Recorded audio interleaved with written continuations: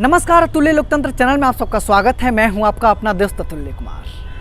इसके साथ ही मैं ये बात बताना चाहूँगा कि अभी हमारे देश के यशस्वी गृह मंत्री बिहार राज्य के दौरे पे थे। बिहार राज्य के दौरे पे थे तो वो कह रहे थे कि हम बिहार के अखबारों को बहुत निगरानी से पढ़ रहे हैं और बहुत अच्छे तरीके से पढ़ रहे हैं, हर दिन पढ़ रहे हैं।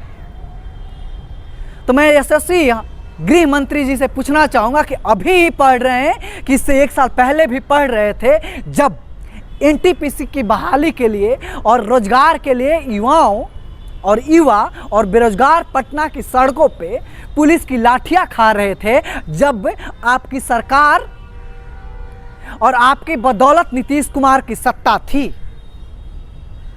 अगर अभी पढ़ रहे होंगे, पहले नहीं पढ़ी होगी, तो आपको देखना चाहिए कि हर दिन बिहार में अभी आज के डेट में ये स्थिति है कि देश के हर राज्यों से ज़्यादा बिहार में सरकारी जॉब की वैकेंसी निकलती है और उस वैकेंसी को पूरा भी किया जा रहा है। तो इससे आपको सीखना चाहिए, क्योंकि आप लोग जुमले के बदौलत सरकार में थे और सत्ता में आए हैं, जो कह रहे थे कि हम 2 करोड़ नौकरी और रोजगार हर साल देंगे।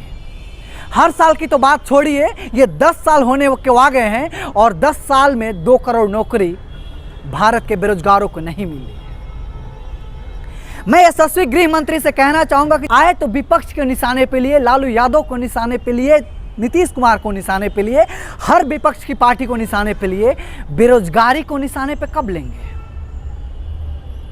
मैं देश के सत्ता पक्षी लोगों से, सत्ता भोगी लोगों से कहना चाहूँगा कि मैं पूछना चाहता हूँ अपने अमित शाह जी से कि जब पटना बिहार आए तो आपने विपक्ष को निशाने पे लिया, बेरोजगारी को निशाने पे कब लेंगे?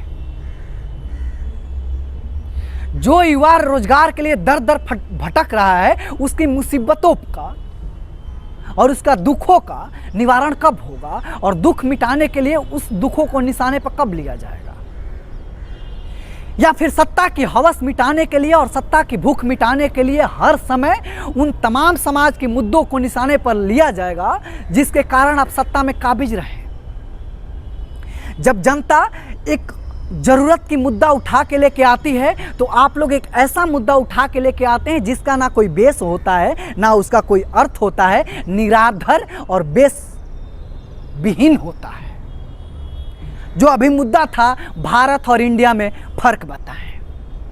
मैं पूछना चाहूँगा कि मुझे नहीं पता कि भारत और इंडिया में फर्क क्या है, लेकिन इतना जरूर पता है कि भारत देश में भी बेरोजगार है और इंडिया में भी बेरोजगार है, और इंडिया के जो राजनेता हैं वो भी भ्रष्टाचार से ग्रसित हैं और भारत के भी जो राजनेता हैं वो भी भ्रष्टाचार से ग्रसित हैं। आप भारत के भी गृह मंत्री हैं, आप इंडिया के भी गृह मंत्री हैं, और दोनों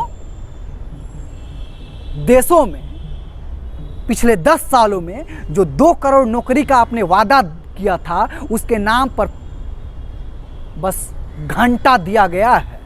पता है कि भारत में ही मणिपुर आता है और इंडिया में भी मणिपुर आता है, हिंदुस्तान में भी मणिपुर आता है और हिंदुस्तान में भी मध्य प्रदेश आता है, राजस्थान आता है, बिहार आता है, जहां पर हर राज्य में महिलाएं असुरक्षित हैं।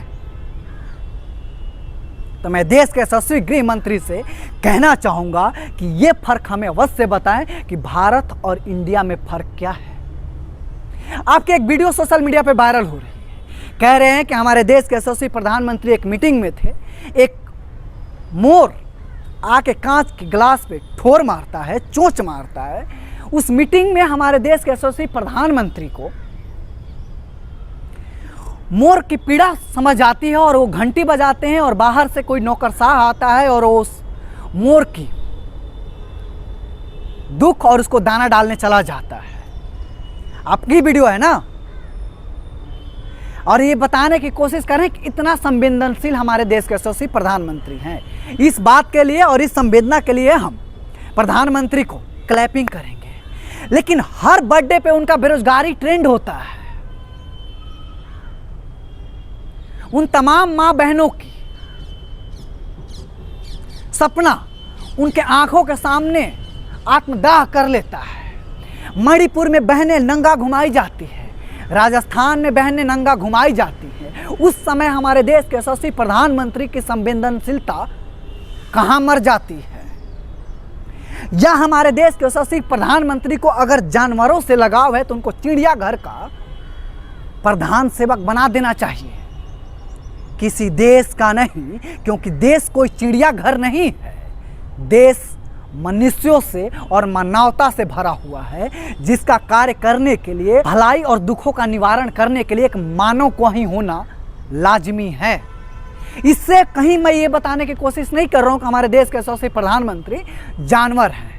इससे बस ये बताने की कोशिश कर रहा हूँ कि हमारे देश के यशस्वी प्रधानमंत्री को अगर जानवरों से इतना लगाव है तो हम तो मनुष्य हैं, और हमारे वोट के कारण हमारे देश के यशस्वी प्रधानमंत्री सत्ता में काबिज हैं।